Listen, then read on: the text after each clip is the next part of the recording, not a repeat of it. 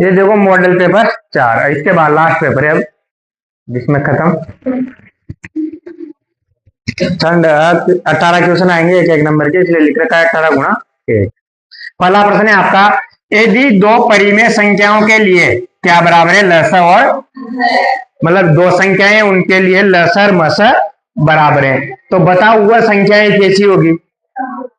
भाई अपन जानते हैं कि दो संख्याओं का लसर मसर बराबर है, एक तरह से लसर गुणा मसर बराबर ए गुणा बी, और ये बराबर है मतलब इसको लसर का स्क्वायर लिख सकते हैं, तो इधर भी किसी ना किसी का स्क्वायर ही आएगा, ऐसे भी सोच सकते हैं। या ऐसे कोई नॉर्मल दो संख्या सोचो कोई सी भी, जैसे 1 और 2 लिया तो इसका लसर मसर अलग अलग आएगा, आएगा नहीं आएगा, मसर 1 आएगा लसर 2 आएगा। पर अगर मान लो दोनों समान संख्या सोची आपने, तो लसर भी 4 ही है और मसर भी 4 ही है, तो वो संख्या कैसी होती है, समान। जिनका लसर मसर अगर समान है तो संख्या भी कैसी होगी, समान। वैसे भी 4 ऑप्शन ऐसे थे, सहभाज्य अभाज्य होगी तो मसर तो 1 होगा, जबकि लसर जाने क्या होगा, ऐसे अभाज्य में भी सेम, इन दोनों में तो लसर तो 1 होता है, और सॉरी मसर तो 1 होगा और लसर तो जाने क्या होगा, तो वैसे भी ये दोनों तो आंसर थे ही नहीं। और भाज्य का मतलब ये होता है बस किसी ना किसी का भाग जा रहा हो, तो जरूरी थोड़ी है लसर, जैसे दो संख्याएं भाज्य है 4 और 8, दोनों में भाग जा रहा है, पर इसका मसर तो 4 है और लसर कितना है 8, तो अलग अलग है ना। अगर संख्या बदली है तो हो सकता है कभी कभी समान आएगा ही नहीं, पहली बात समान, तो जब भी संख्याएं समान होगी तो उनका लसर मसर भी कैसा होगा। अगला था आपका कि 144 के अभाज्य गुणनखंडों में 2 की घात है, तो अपन क्या कर लेंगे कि 144 के क्या कर लो, गुणनखंड कर लो और उसमें जोड़ लो 2 की घात कितनी, मतलब 2 कितनी बार आ रहा है, 2 की घात का मतलब यही है। तो 144 के अभाज्य गुणनखंड क्या होते हैं, किसका भाग जा रहा है इसमें 2 का, 14 में 7 बार, 4 में, फिर किसका भाग जा रहा है 2 का, 7 में कितनी बार गया 3 दुआ 6, 7 के पास 1 बचा तो कितना हो गया 12, अब 12 में कितनी बार गया 6 बार, फिर 2 का भाग जा रहा है 2 एकम 2, फिर 3 के पास 1 बचा, यहां लिखा तो कितना हो गया 16, 16 में कितनी बार गया, फिर 2 का भाग जा रहा है कितनी बार, और 9 में 3 का और 3 में 3 का, ये हुए आपके गुणनखंड। अब इसमें जिसकी घात पूछी है वो देख लो, केवल क्या पूछा था आपसे 2 की घात, मतलब 2 कितनी बार आया, भाई ऐसे तो लिखते हैं ना 2 की घात गुणा 3 की घात 2, यही तो होगा इसके गुणनखंड, तो 2 कितनी बार आया 1 2 3 4, तो 2 की घात कितनी है 4। अगर इसी तरह वो 3 की घात पूछता तो अपन क्या लिखते 2, अगर वो 5 की घात पूछता तो 0, घात नहीं है तो 0 है, क्या इसके पीछे में ऐसा नहीं लिख सकता कि 5 की घात 0, लिख सकते हैं, क्योंकि किसी की घात 0 का मान क्या होता है 1, तो किसी भी संख्या को 1 से गुणा करने से तो कोई फर्क पड़ता ही नहीं। तो अगर उसमें गुणनखंड में आ रहा है तो बस उसको गिनना है कि कितनी बार आ रहा है, और गुणनखंड में नहीं है तो घात कितनी होगी 0, ठीक है। यदि बहुपद के शून्य a, b है तो a गुणा b का मान क्या होगा, a गुणा b पूछा है आपसे, क्या पूछा है, और ये a गुणा b क्या है, मूलों का गुणनफल, क्या है ये मूलों का, क्योंकि a और b क्या है शून्य के, a और b क्या है, और ये दोनों को गुणा कर रखा है, तो एक तरह से क्या पूछा है आपसे शून्यकों का गुणनफल, और शून्यकों का गुणनफल का सूत्र क्या होता है, अचर पद बटा एक्स स्क्वायर का गुणांक। तो यहाँ देखो अचर पद कितना है इस वाली समीकरण में, माइनस का 21 बटा एक्स स्क्वायर का गुणांक कितना है, तो माइनस का 21 बटा मतलब कि 10 ऑप्शन। देखो जब शून्य देता है ना कि ए और बी शून्य के, तो 2 चीजें पूछता है, या तो ए प्लस बी या ए गुणा बी, तो ए प्लस बी का मतलब है शून्यकों का योगफल पूछा है, और ए गुणा बी का मतलब है शून्यकों का गुणनफल पूछा है, तो वो सूत्र लगा दो जो आपने शून्यकों का गुणनफल और योगफल का पूछा है, उसी से आंसर आ जाता है अपना। अगला देखो समीकरण x प्लस वाई बराबर 6 में कितने हल होंगे, इस समीकरण के कितने हल हो सकते हैं।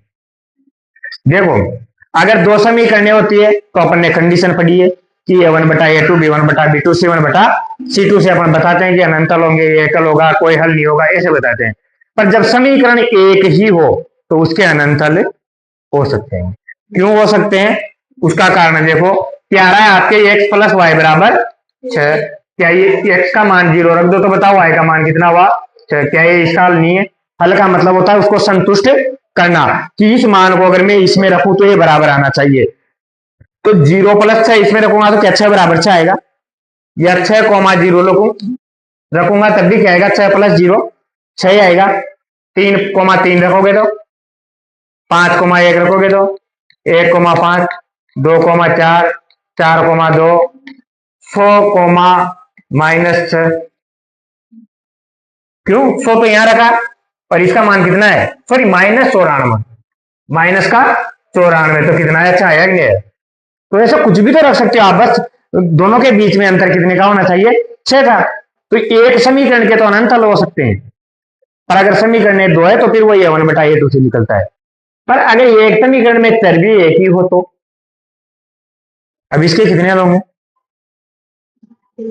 x बराबर 2 की कितनी, अरे ये खुद ही हल है, x बराबर 2 एक ही तो हल है, क्योंकि क्या तू 3 रखेगी तो यहां 2 आ जाएगा, 3 बराबर 2 होता है, केवल यहां कब बराबर है, जब 2 बराबर 2 रखेंगे। अब इसमें तो बहुत सारे है ना, कुछ भी रखो आप बराबर हो जाएगा, कुछ भी का भी मतलब ये नहीं है कोई बोले मैं 1 और 3 रखूंगा, ऐसा नहीं है। उसके हल का मतलब है कि उससे रिलेटेड कोई चीज रखो, अगर 1 रख रहे हो तो y का मान कितना होना चाहिए, 5। अगर आप ये 1000 रख रहे हो तो फिर y का मान कितना होगा, माइनस का 1000 रखा तो प्लस का 1006, तो दोनों को अंतरिक्ष आ जाए। ठीक है भाई, प्लस वाला बड़ा रखना है ना, क्योंकि बचाना किसका है, प्लस का, माइनस वाला बड़ा नहीं रखना।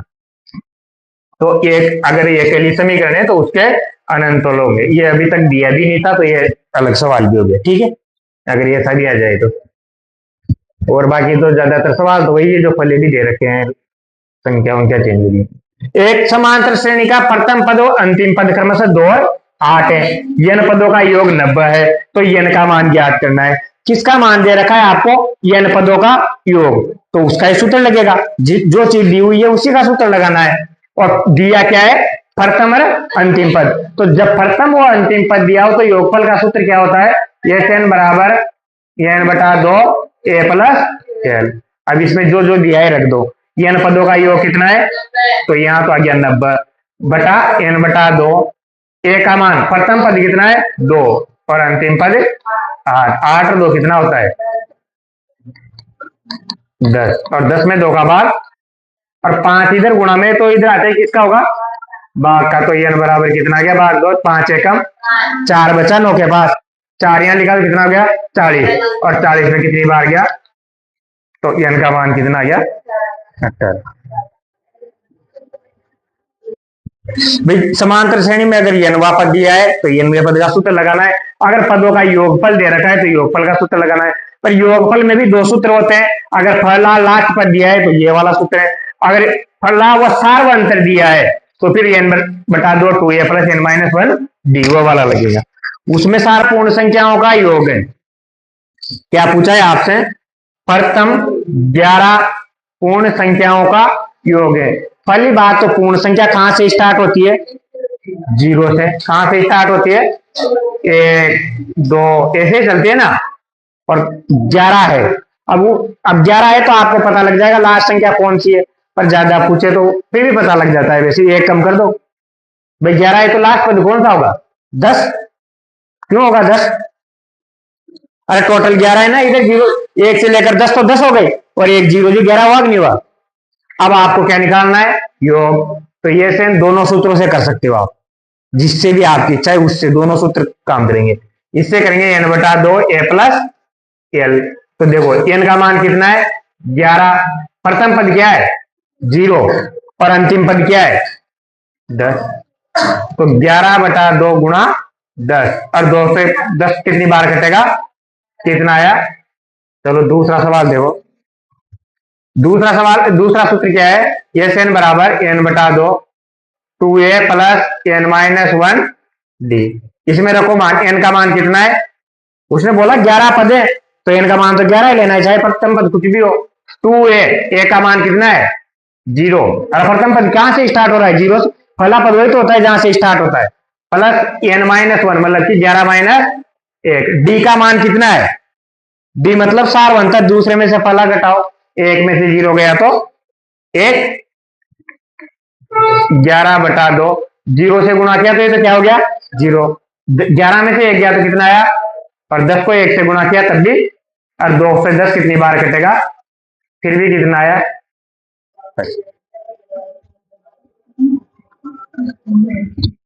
और बाकी दूसरा तीसरा तरीका इसी सवाल का, n+1/2। ये किसका सूत्र है? प्रथम n प्राकृत संख्याओं का योग। किसका योग है?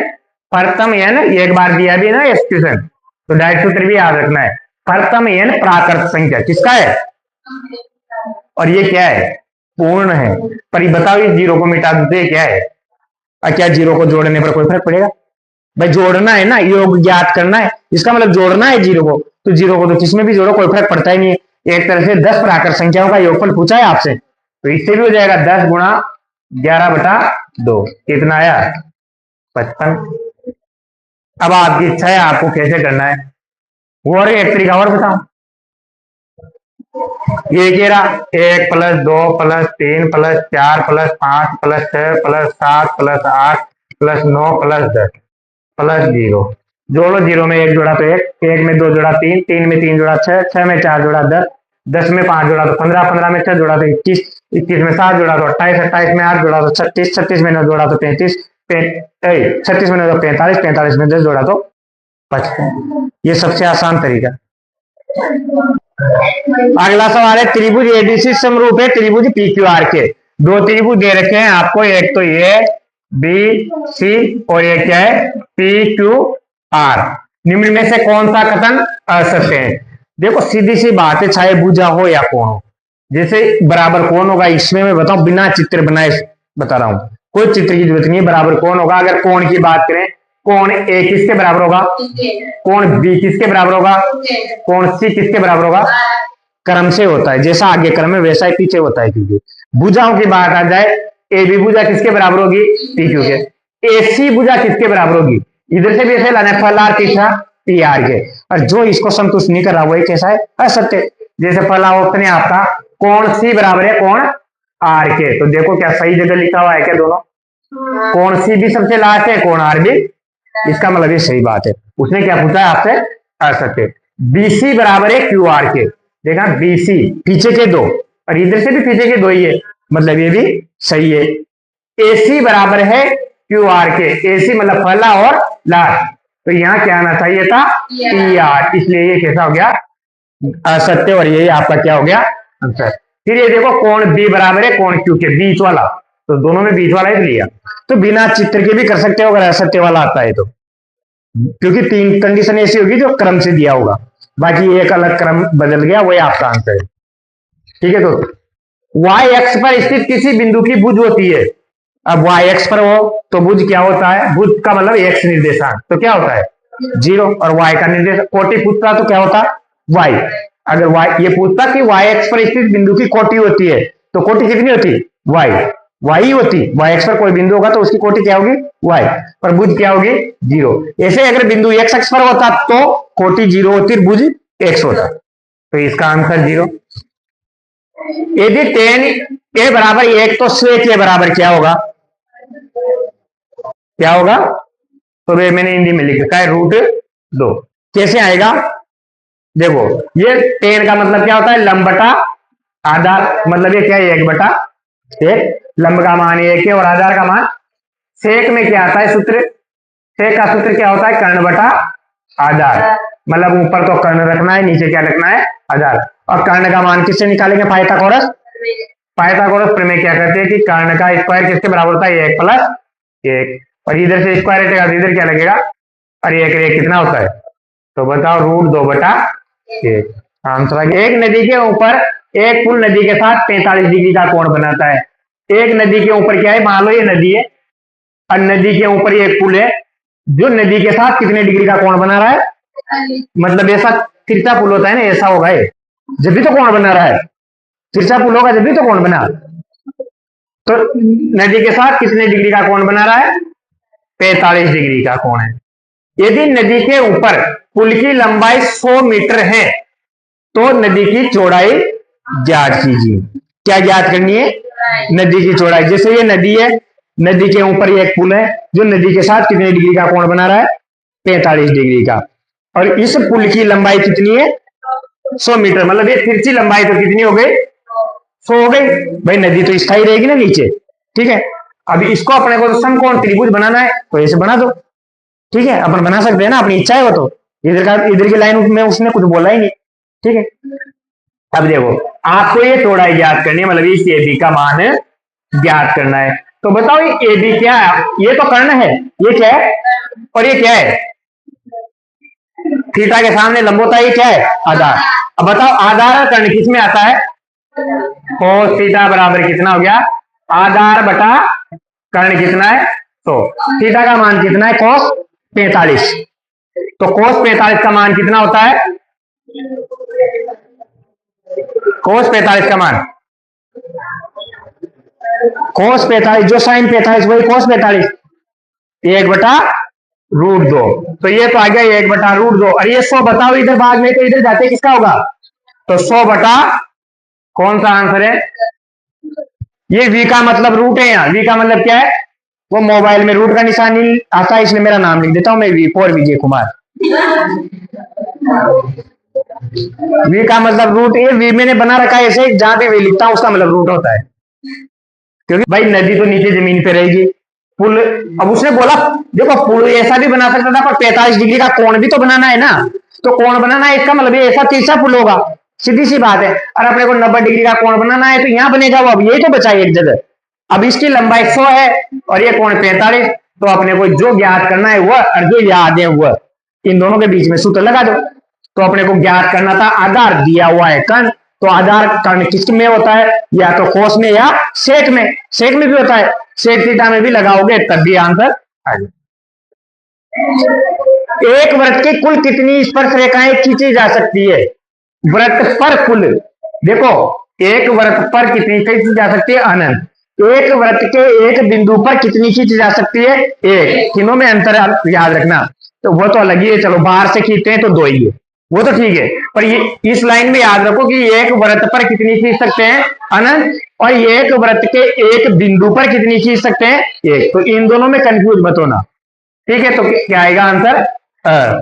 दो केंद्रीय वृत्तों में बड़े वृत्त की जीवा जो छोटे वृत्त को, दो केंद्रीय वृत्त है, मतलब कि एक छोटा और एक बड़ा वृत्त है जिनका केंद्र एक ही है। अब इसने बोला है बड़े वृत्त की जीवा छोटे वृत्त को क्या करती है? ये इसे स्पर्श करिए, स्पर्श बिंदु पर होती है। तो इस स्पर्श बिंदु पर ये क्या होगी? इस स्पर्श बिंदु पर क्या हो रहा है इसका? क्या 4 सेंटीमीटर हो रही है इसकी लंबाई? और भाई लंबाई दी नहीं तो 4 कहां से आ जाएगी? भाई 8 होता तो 4 लिख देता मैं, पता नहीं तो वो अलग बात है, पता नहीं हो तो आपको। कोण 360 डिग्री और संधि बाजित, संधि वैसे कोण भी 360 ही देखा जाएगा। इसको सवाल मैंने बनाया, सवाल है ही नहीं है। तो ये दोनों देखा जाए संधि बाजित राइट है, 360 मान नहीं मिलेगा, ठीक है ना। लंबोत्तर समांतर ऐसे मिलेगा आंसर। अगर या ऐसे बोला जाता कि त्रिज्या के साथ फिर लंबवत होती है, त्रिज्या के साथ क्या होती है? लंबवत। तो संधि बाजित होती है, यहाँ क्या होती है? संधि बाजित। अगर आपको मान लो जैसे मैंने डायल दिया, अगर इसकी लंबाई पूछ के देता कि इसकी लंबाई 8 है, तो बताओ इधर की लंबाई कितनी होगी? 4। एक वर्ग की परिधि 44 है, तो वर्ग की त्रिज्या क्या होगी? वर्ग की परिधि कितनी है? 44। तो वर्ग की परिधि का सूत्र क्या होता है? 2πr। कितना दिया हुआ है आपको?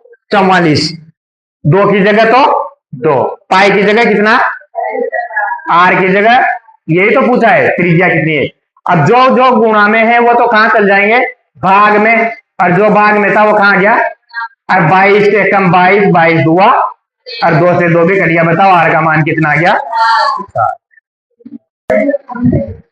देखो क्वेश्चन नंबर 14। एक ठोस एक अर्धगोले पर खड़े एक शंकु के आकार का है। एक ठोस कैसा है? कि एक शंकु पर खड़े अर्धगोले के आकार का, मतलब कि अर्धगोले के ऊपर क्या है? शंकु है। क्या है अर्धगोले के ऊपर? ये ऐसा, जैसे ये अर्धगोला, फिर इसके ऊपर क्या है?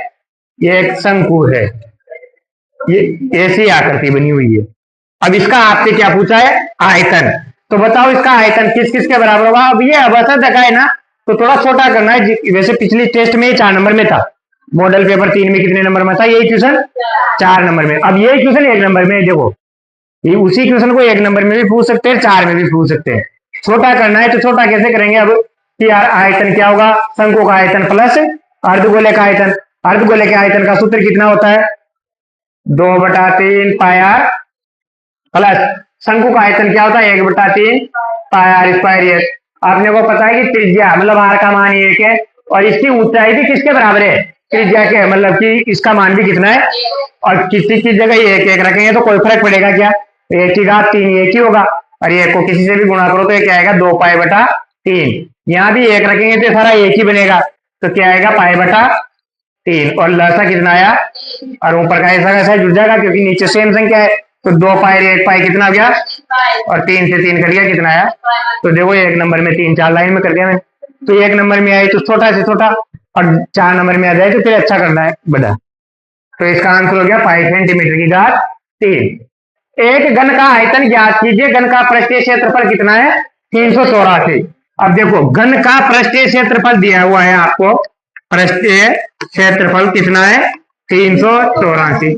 आपसे क्या पूछा है आयतन, घन का आयतन क्या होता है भुजा की घात 3, मतलब भुजा चाहिए, भुजा कहां से आएगी यहां से। घन का पृष्ठीय क्षेत्रफल कितना होता है 6 गुणा भुजा का स्क्वायर बराबर कितना है 300।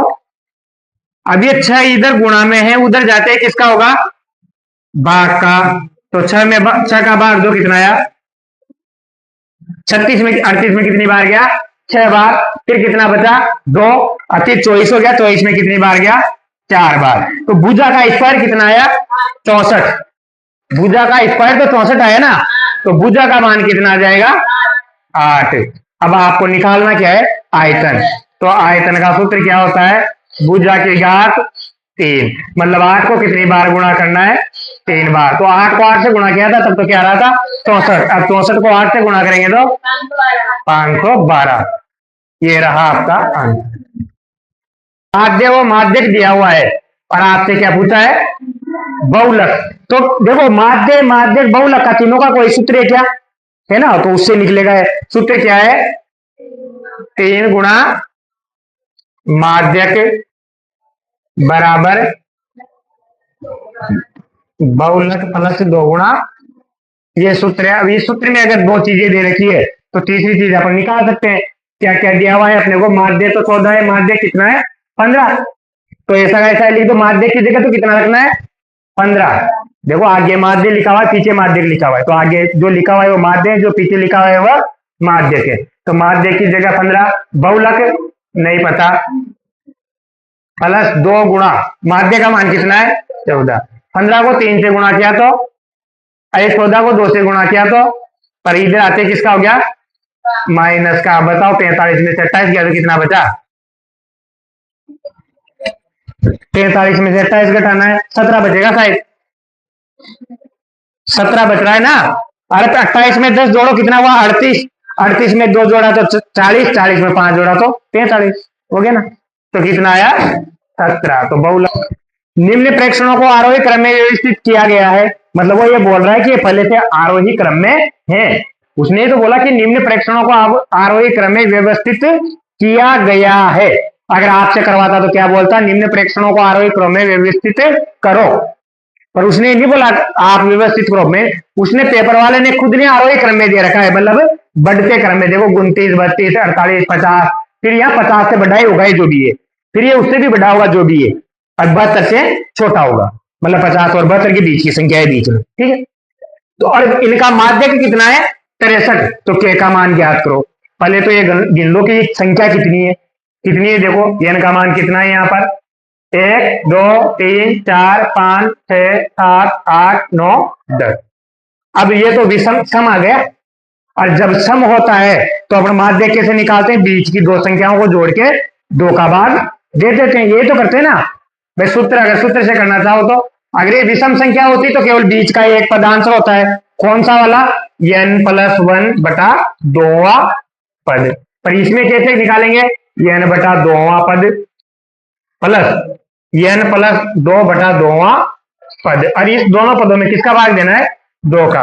n/2 का मतलब क्या होगा 10/2वां पद प्लस n+2 का मतलब 12, 10 और 2 12 हुए ना, तो 12/2वां पद बटा 2, 10 में 2 का भाग दिया तो कितना आया 5वां पद प्लस 6ठा पद 6वां पद बटा 2, तो 5वां 6ठा पद कौन सा है वो देखो वैसे भी नॉर्मल भी सोच सकते थे आप, पद कितने हैं 10, कितने पद हैं, तो इधर से एक हटाया, इधर से भी एक हट गया, इधर से दूसरा, इधर से दूसरा, तीसरा, तीसरा, चौथा, चौथा, तो बीच के ये दोनों ही तो बचे।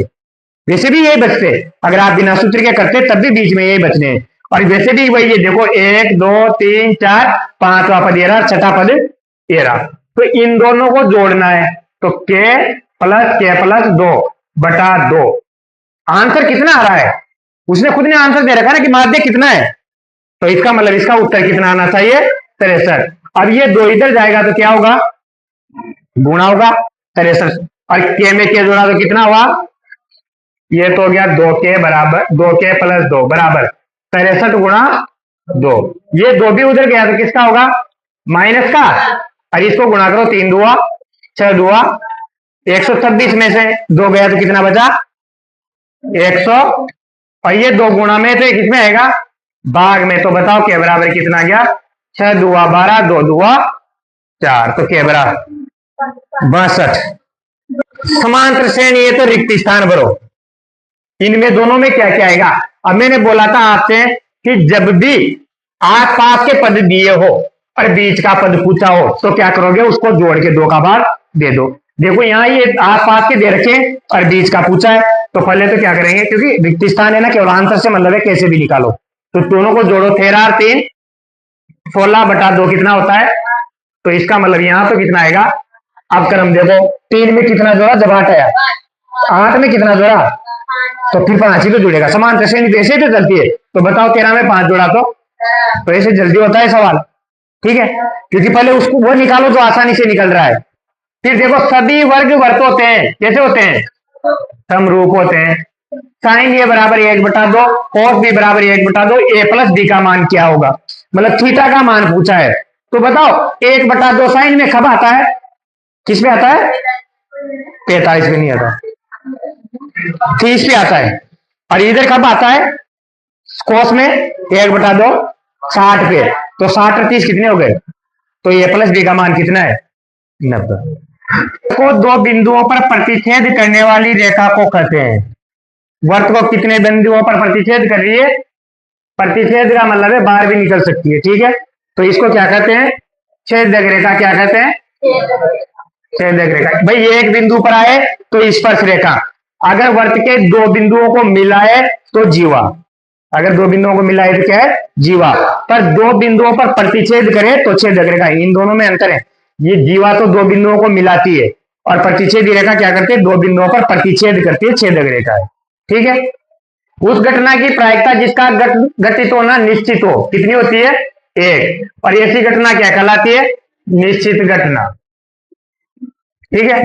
सिद्ध कीजिए कि 3 प्लस इस v का मतलब मैंने बताया था रूट होता है, जहां जहां भी v दिख जाए रूट है, 3 प्लस 2 रूट 5 एक अपरिमेय संख्या है। इसको सिद्ध करने के लिए आपको बताया था शुरू में भी, वैसे चांस बहुत कम है पर ये टेस्ट में फिर भी देना ही पड़ता है, अगर आई जाए तो 1 नंबर में आएगा तो ऐसा आएगा जिसमें रूट तो आएगा ही सही, पर साथ में कोई संख्या गुणा या जोड़ जरूर होगी, एक अंतर में अकेला ये नहीं आएगा आपकी बात कि रूट 5 अपरिमेय संख्या, क्योंकि ये बड़ा होता है, पर जो जोड़ में या गुणा में उसके साथ कोई संख्या होती है वो छोटा होता है। कैसे, सबसे पहले ये लिखना है आपको कि माना 3 प्लस 2 रूट 5 एक परिमेय संख्या है, सबसे पहली लाइन ये। फिर इसको परिमेय तो अपने किस रूप में लिख सकते हैं, पी बटा क्यू के रूप में। पी बटा क्यू के रूप में लिखोगे तो यहाँ क्या लिखोगे, पी क्यू क्या है, पूर्णांक, वह पी क्यू सहभाज्य, ठीक है, और क्यू 0 के बराबर नहीं है। ये लाइन लिखने के बाद इसको उधर भेजो, 3 उधर जाएगा तो किसका हो जाएगा, किसका होगा, सारा माइनस का होगा ना, और 2 इधर गुणा में तो उधर जाते किसका होगा, भाग का, तो यहाँ क्यू से भी भाग हो जाएगा और -3 बटा 2। बस इसके बाद एक सीधी सी लाइन लिखनी है कि यहाँ दायां पक्ष परिमेय है और बायां पक्ष अपरिमेय, जो संभव नहीं है, तो हमारी मान्यता गलत है, इसलिए ये कैसी संख्या है, अपरिमेय। बस ये इतना छोटा होता है इसलिए ये आ सकता है 1 नंबर में, बड़ा वाला नहीं आएगा। अगर गुणा में भी है, जैसे मान लो जोड़ में नहीं होता यहाँ कुछ भी, केवल 2 गुणा में होता तो 2 को इधर भेज के लिख दो कि यहाँ दायां पक्ष परिमेय और बायां पक्ष अपरिमेय, इसलिए ये संभव नहीं है। जांच कीजिए कि क्या किसी प्राकृत संख्या n के लिए 6 की घात n शून्य पर समाप्त हो सकता है। क्या बोल रहा है, 6 की घात n किस पर समाप्त होना चाहिए, 0 पर। समाप्त होने का मतलब है इकाई अंक कितना आना चाहिए, 0 आना चाहिए। इकाई अंक क्या आना चाहिए, 0। अब किसी भी संख्या का इकाई अंक 0 आता है तो उसमें किसका भाग जाता है, 10 का। किसका भाग जाता है, क्योंकि 10 के पहाड़े में हर बार वही संख्या आती है जिसका इकाई अंक क्या होता है, 0।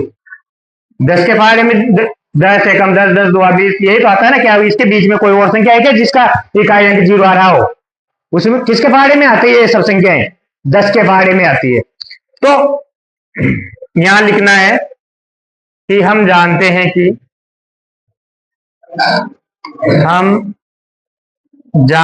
कि 0 पर समाप्त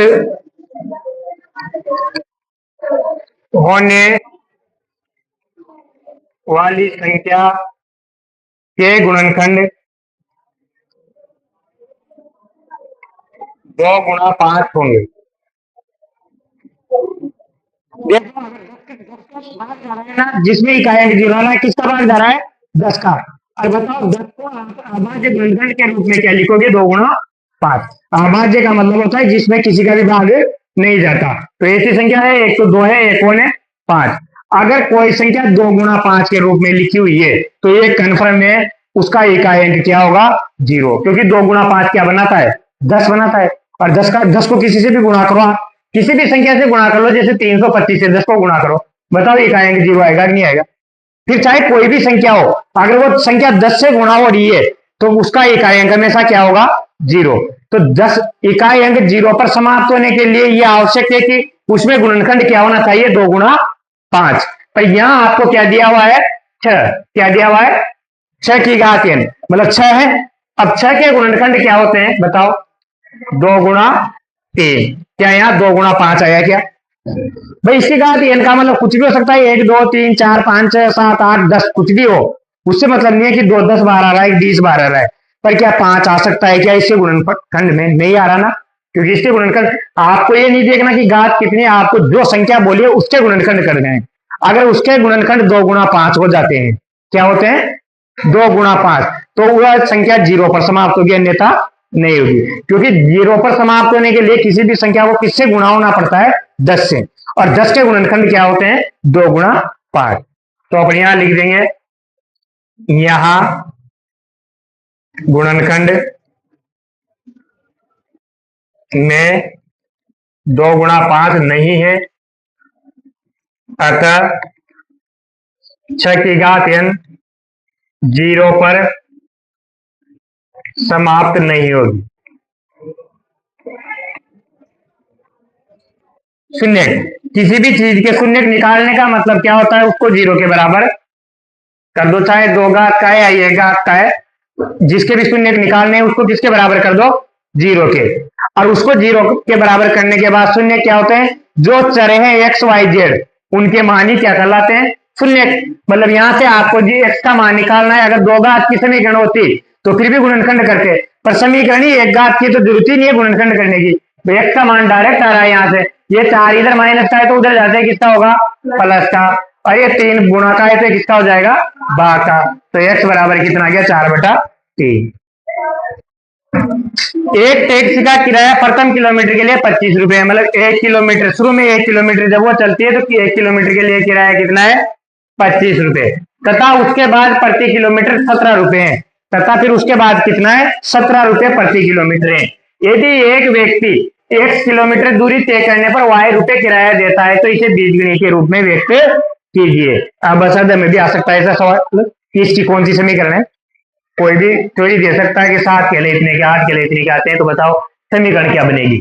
तो और ऐसा कैसी मैंने समीकरण बनाई दी है, उसको हल भी किया है प्रश्नावली 3 में, उसमें आंसर भी आता है शायद 5 रुपए प्रति किलोमीटर या 5 रुपए फर्स्ट किलो, 110 कुछ आंसर आया था उसमें, शायद 155 या 110 आया था आंसर, जो 105 रुपए तक 15 रुपए तक किराया था और 5 रुपए किलोमीटर था। ठीक है, एक टैक्सी का किराया प्रथम किलोमीटर के लिए तो 25 है, मतलब 25 तो देना ही है। चाहे 2 किलोमीटर चलो चाहे 3 किलोमीटर, 25 रुपए तो कन्फर्म देना है। प्लस फिर और कितना किराया देना है, 17 रुपए प्रति किलोमीटर। एक व्यक्ति कितने किलोमीटर गया, वो एक्स, और आवाज नहीं, कितने किलोमीटर गया, एक्स। अब मान लो 1 किलोमीटर का 17 है, तो एक्स किलोमीटर का कितना होगा, 17 एक्स, यही तो होगा ना भाई। 10 किलोमीटर चलता है तो 10 से गुणा करते, यहाँ एक्स किलोमीटर चला है तो गुणा किससे करेंगे, एक्स से। ये तो 1 किलोमीटर का है। उसके बाद 17 रुपए दे रहा है। यदि एक व्यक्ति 1 किलोमीटर दूरी करने पर वाई किराया देता, किराया कितने दिया उसने, वाई रुपए, किराया कितना दिया, टोटल कितनी दूरी चला हुआ, एक्स किलोमीटर। तो बताओ 1 किलोमीटर का तो उसने यही दे दिया था बेचारे ने भाई 25 रुपए। ये तो क्या है, ये टोटल किराया है कि उसने कुछ कितने रुपए दिया, वाई। तो बराबर आंसर कितना आना चाहिए, वाई। एक तो कितना दिया कि 25 रुपए तो एक दिए, और फिर एक्स किलोमीटर का कितने दिए, 17 एक्स। पर अभी एक्स किलोमीटर का क्यों देगा वो किराया, ये सोचो, क्योंकि उसने 1 किलोमीटर का किराया तो यहाँ दे दिया ना, तो एक्स में से एक तो कम करेगा ना। अब तो भाई टोटल वो मान लो 10 किलोमीटर चला, आई 1 किलोमीटर का तो 25 रुपए दे दिए, तो फिर वो 17 रुपए कितने किलोमीटर का देगा, 9 के ही तो देगा। अब 10 के क्यों देगा, 1 किलोमीटर का तो 25 रुपए अलग से दे दिया ना। देखो उसने बोला कि 1 किलोमीटर का किराया, शुरू वाले किलोमीटर का किराया कितना है, 25। और फिर वही यदि एक व्यक्ति 1 किलोमीटर दूरी तय करने पर, कितनी दूरी चला हुआ, 1 किलोमीटर लेके गया, तो 1 किलोमीटर का तो ये दे दिया 25 रुपए, तो दूरी अब कितनी बची, एक्स माइनस 1, मतलब वो 17 रुपए। तो इसके हिसाब से जुड़ेंगे ना, एक्स माइनस 1 के, एक्स किलोमीटर के नहीं जुड़ेंगे। जैसे आप 5 किलोमीटर गए, कार लेके कितने किलोमीटर गए, 5 किलोमीटर, आपसे बोला कि 25 रुपए पहले किलोमीटर के लिए, बाकी जितनी दूरी चलोगी उसका कितना है, 5 रुपए किलोमीटर। तो आपने 25 रुपए तो एक दे दिए, ठीक है, 1 किलोमीटर के। तो अब आप टोटल 5 किलोमीटर चले, तो बताओ अब कितनी दूरी और बच रही है, 4।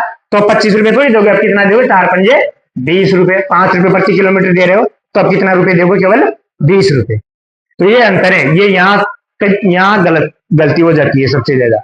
उसने ये नहीं बोला कि उसके बाद 1 किलोमीटर चला हुआ, प्रथम किलोमीटर के बाद नहीं चला, टोटल कितना चला, एक्स किलोमीटर, टोटल चला है एक्स किलोमीटर, पर उसको 1 किलोमीटर का किराया अलग से देना है, तो एक्स में से 1 किलोमीटर कम होगा, फिर वो 17 से गुणा होगा। ये आपकी समीकरण है। इसको थोड़ा सा और ढंग से करना चाहो इसी समीकरण को, तो अपन क्या कर सकते हैं, 25 का 25 प्लस 17 को 1 से गुणा किया तो 17 1, 17 को 1 से गुणा किया तो 17 बराबर वाई, 25 प्लस का 17 माइनस का तो घटेगा, 25 में से 17 गया तो कितना बचा, 8, 17 1 ये वाई इधर आ जाएगा माइनस का, और प्लस 8 बराबर, थोड़ा सा तरीके से लिखना चाहो तो ऐसे लिख सकते, नहीं तो बाकी वो आंसर था। फिर 1 नंबर में तो कोई दिक्कत नहीं, ऑप्शन में तो ऑप्शन से मैच कराना है कि ऑप्शन में क्या दिया हुआ है, वो ऑप्शन के ऊपर निर्भर करेगा। पर किलोमीटर का ध्यान रखना कि 1 किलोमीटर का किराया अलग है, बाद के किलोमीटर का किराया अलग है, तो बाद वाला किलोमीटर 1 माइनस होगा टोटल दूरी में से, क्योंकि आप मान लो 2 किलो केले लेने गए, क्या लेने गए, कोई भी सब्जी वब्जी कुछ भी लेने गए। अब जैसे वो बोलता है ना कि 1 किलो 30 रुपए की, 2 किलो 50 रुपए की, होता है ऐसा भाव, मंडी में सुना होगा आपने कि अगर 1 किलो ले तो 30 रुपए, 2 किलो ले दे 50 रुपए। तो आपने 1 किलो पहले ले ली, फिर वापस 1 किलो दूसरी थैली में ले ली, तो क्या अब आप दूसरी के लिए 50 रुपए दोगे, भाई पहले के 30 दे दिए तो दूसरे के कितने देंगे, 20 देंगे, जो रेट कम हुई वही तो देंगे ना, तो ऐसे कम हो गया ना, तो एक्स माइनस 1 करके देंगे। अब देखो 80 का अंत से 20वां पद ज्ञात करो, पहले से आगे से बहुत सारे पद ज्ञात किया आपने, 20वां 30वां सब आता है आगे से, पर अब की बार मैंने अंत से मतलब पीछे से 20वां पद पूछा है। कहां से पूछा है, पीछे से 20वां पद। तो पहले तो बताओ इस पीछे से 20वां पद ज्ञात करना मुझे भी नहीं आता, तो क्या करूंगा मैं, इस समांतर श्रेणी को उल्टी करूंगा, ये 253 कहां लिख दूंगा, आगे दो डॉट डॉट, फिर क्या रहा है 13 8 3। अब बताओ इधर से 20वां पद कर लू, तो बताओ अंत में 20वां हुआ कि नहीं हुआ, अरे भाई जो यहाँ 20वां पद लिखा होगा वो इधर से 20वां पद ही तो होगा ना, उसने बोला था पीछे से 20वां पद ज्ञात करो, तो मैंने समांतर श्रेणी उल्टी कर दी, समांतर श्रेणी उल्टी कर दी, उसको पीछे से लिख दिया, तो अब आगे से 20वां पद हो गया एक तरह से। अब 20वें पद का सूत्र क्या होगा, ए 20 बराबर ए प्लस 19 डी। ए का मान कौन होता है, जो सबसे पहले लिखा है, सबसे पहले क्या लिखा हुआ है 253, तो ये तो हो गया 253 प्लस 19, डी का मान क्या है अब यहां से नहीं पता लग रहा कि डी क्या है, पर इधर से तो पता लग रहा है ना कि डी क्या है। आगे वाले में से पीछे वाला घटाते हैं। आगे वाला क्या है 3 और पीछे वाला 8। अरे ऐसे तो करते हैं ना, दूसरे में से पहला, मतलब जो इधर लिखा है उससे में से इधर वाला। तो ये यहाँ इधर ये लिखा है, और तो इसमें से ये वाला घटेगा, 3 में से 8 गया तो कितना बचा, माइनस का 5। 19 को 5 से गुणा किया तो कितना आया 95। ये है क्या 95। और 253 में से 95 घटा के कितने बचे, 3 में से 5 नहीं जाता, 13, 13 में से 5 गया तो 8। यहाँ 24 बचे, 24 में से 9 घटाया तो 15, 158। पीछे से 20वां पद कौन सा है, 158।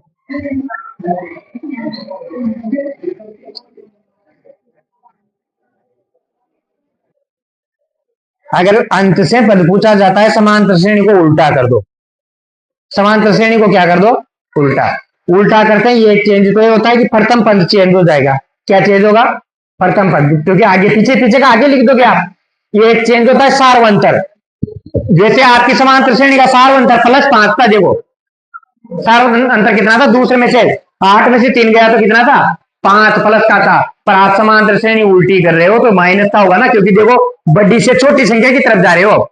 यहाँ तो बढ़ रही थी, देखो जुड़ रहा था, और यहाँ क्या हो रहा है, घट रहा है। इसका मतलब सार्वंतर किसका है, माइनस का। तो 2 अंतर होते हैं अगर समांतर श्रेणी उल्टी करोगे तो। एक तो पहला पद कौन हो जाएगा, जो सबसे पीछे लिखा हुआ है, और सार्वंतर क्या हो जाएगा, जो आगे था सार्वंतर वही रहेगा, बस चिन्ह चेंज हो जाएगा। अगर प्लस का है तो माइनस का, माइनस का है तो प्लस, इसलिए यहाँ माइनस का है सार्वंतर, क्योंकि घट रहा है उधर जाने पर। देखो आप 258 में से कुछ घटा होगा, फिर कुछ घटता घटता कहां चला गया 13, फिर 13 में से कुछ घटा कहां गया 8, 8 में से फिर 5 घटा तो 3, 5 घटा रहे हैं ना कि जोड़ रहे हैं। पर यहाँ क्या हो रहा था, जुड़ रहा था 5, इसलिए सार्वंतर क्या होता था, प्लस का 5 होता था। पर उल्टा करेंगे तो माइनस का हो जाएगा सार्वंतर।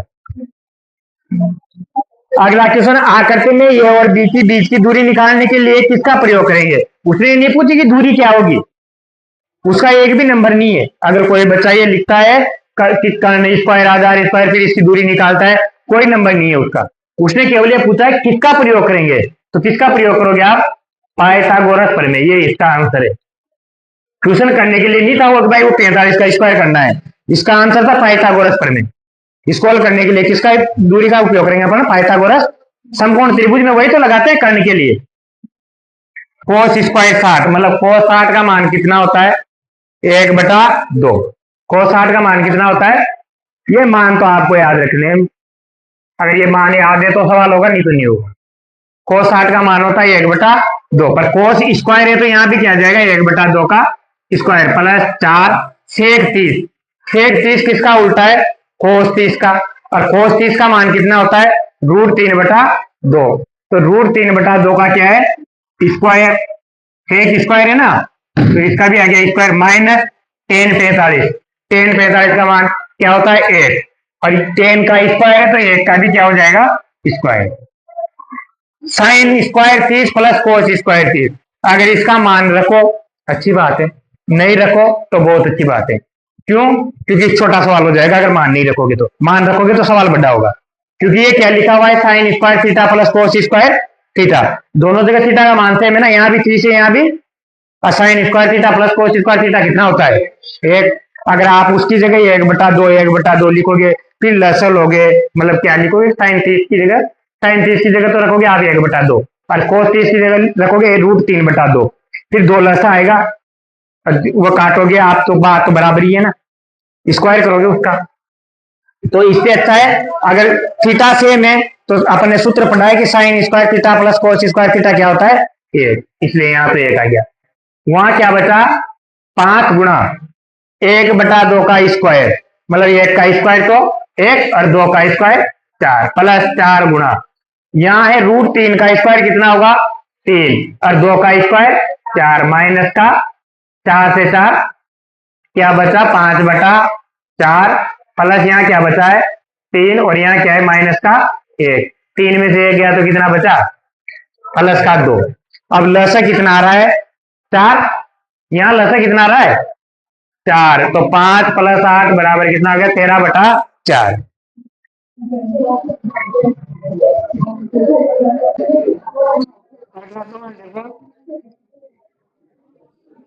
5 सेंटीमीटर त्रिज्या वाले एक वृत्त के बिंदु P पर एक वृत्त है जिसकी त्रिज्या कितनी है? 5 सेंटीमीटर। ये वृत्त रहा, इसकी त्रिज्या है 5 सेंटीमीटर। इसके बिंदु P पर, मतलब वृत्त पर है बिंदु P।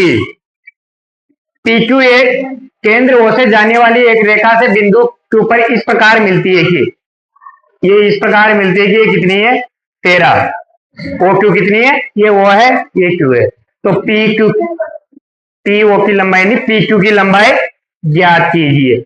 ये वाली बहुत सारी बार पढ़ा रखा है मैंने, 2-3 बार तो टेस्ट में ही दे दिया है सवाल।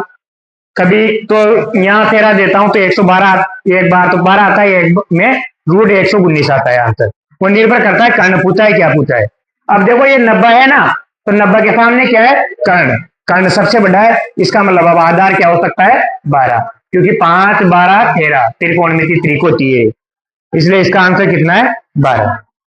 अगर ये 13 यहाँ होता है या यहाँ 12 रहता है तब ये कितना था? √119, फिर √119 आ जाता है। ये जब यहाँ 12 रहता है ना तो क्या आ जाता है? √119। पर जब यहाँ 13 रहेगा तो आंसर कितना आता है? 12। अगला क्वेश्चन है, लघु चाप का डिग्री माप और दीर्घ चाप का डिग्री माप बताइए। अरे देखो, ये लघु का मतलब होता है छोटा, लघु का मतलब छोटा चाप। मैंने चाप किसको बोला था? इसको चाप बोलते हैं। चाप की लंबाई निकालते हैं ना अपन, 2πr बराबर 360, तो इसको चाप बोलते हैं। लघु का मतलब छोटा और दीर्घ का मतलब बड़ा। तो छोटा किसको बोलोगे आप? जो यहां तक है उसको क्या बोलोगे? छोटा है। फिर इससे भी मतलब 180 से भी ज्यादा हो जाए तो बड़ा ही है ना। जैसे ये देखो, ये इधर का छोटा है, ये इधर का बड़ा है कि नहीं है? और ये दोनों कैसे हैं? बराबर, बराबर है ना ये। तो बताओ लघु चाप का डिग्री माप कहां तक हो सकता है? यहां तक हो सकता है ज्यादा। कहां से लेकर? 0 से लेके 180 डिग्री तक। लघु चाप कहां से हो सकता है? 0 से 180। और दीर्घ चाप कहां होगा? दीर्घ चाप में कोण कितने डिग्री का बनेगा? 180 डिग्री से 360 डिग्री तक। आप व्रत बनाते थे तब ये जो आकृति बनती थी तो ये आप इसको लघु बोलते थे और इसको क्या बोलते थे? दीर्घ। तो ये लघु कब तक रहेगा? ये लघु जब तक ही रहेगा जब ये बीच में आ जाए लाइन। अगर मान लो बीच में आ गए तो दोनों बराबर हुए नहीं हुए, फिर खाए का लघु और खाए का दीर्घ। भाई जो चीज लघु का मतलब है छोटी होगी जब भी तो छोटा बोलोगे उसको, और फिर इससे भी बड़ी होगी तो फिर वो तो ऊपर लघु हो जाएगा, नीचे दीर्घ हो जाएगा। तो इसलिए लघु चाप होता है 0 से 180 डिग्री तक और दीर्घ चाप होता है 180 से 360। देखो ये 8 तो ऐसे लिखा हुआ है, इसमें क्वेश्चन नंबर आ गया होगा, टाइप हो गया होगा। ये 8 कुछ भी नहीं है। इसके आगे लिखा हुआ है एक वृत्त का क्षेत्रफल 616 है तो वृत्त की त्रिज्या ज्ञात करो। पहली बात तो वृत्त की बात हो रही है तो वृत्त का क्षेत्रफल क्या होता है? πr²। ये तो है वृत्त का क्षेत्रफल, और ये कितना दे रखा है आपको? 616। अब आर का त्रिज्या का मतलब क्या होता है? आर का मान ज्ञात करना है। पाई का मान कितना है? 22 गुणा r² बराबर 616। r² बराबर कितना आएगा? 616। ये 7 इधर भाग में तो इधर आते हैं गुणा, और ये 22 गुणा में तो एक इसमें आएगा भाग में। अब क्या इसमें भाग जा रहा है क्या? 11 का 11 दूआ 22, 11 का भाग इसमें दो, 11 पंजे 55। 61 के पास कितना बचा हुआ है? 6 यहां लिखा तो कितना हुआ? 66। कितनी बार गया? 6 बार। क्या इसमें फिर 2 का भाग जा रहा है? 2 1 का, और इसमें 2 का भाग कितनी बार गया? 28 बार। 28 दुआ 56 होता है। अब 28 को किससे गुणा करना है? 7 से। या तो गुणा ही मत करो, इसके अच्छा ये लिखो r² बराबर कितना आया? 28 गुणा 7। अब ऐसा करो, अपने को तो स्क्वायर स्क्वायर हटाना है भाई, इधर रूट लगेगा तो इसको ऐसा लिख सकते हैं ना अपना, 4 गुणा 7 गुणा 7। 7 होगा 28 ही तो होता है, या फिर गुणा करके अंडर रूट निकाल लेना, बात एक ही है। तो यहां से स्क्वायर हटेगा तो इधर क्या लगेगा? Under root. तो 7 का स्क्वायर है तो बताओ 7, तो 1 बार आ जाएगा, और 4 का बार क्या आएगा? 2। तो आर का मान कितना गया? 14। वो सेंटीमीटर में था तो ये भी किस में आएगा? सेंटीमीटर में। याद करने का सूत्र लिखो। ये विधि बहुत कम काम में लिए अपन ने टेस्टों में, इसलिए इसका सूत्र पूछा है फिर स्पेशल। ताकि कम से कम सूत्र तो याद रहे। अगर पेपर में ये आ जाए कि पग विचलन विधि से ज्ञात करो, अब आपने ज्यादातर प्रत्यक्ष विधि और वो लिए दूसरी कल्पित माध्य, सूत्र याद नहीं रहेगा तो कैसे कैसे करोगे, इसलिए सूत्र पूछा है इसका। पग विचलन विधि का सूत्र क्या होता है, माध्य का ए प्लस सिग्मा एफ यू बटा सिग्मा एफ गुणा ए। ये पग विचलन विधि है। यू का मान डी में एच का भाग दे दो तो यू का मान आ जाएगा। ये क्या होता है, वर्ग अंतराल।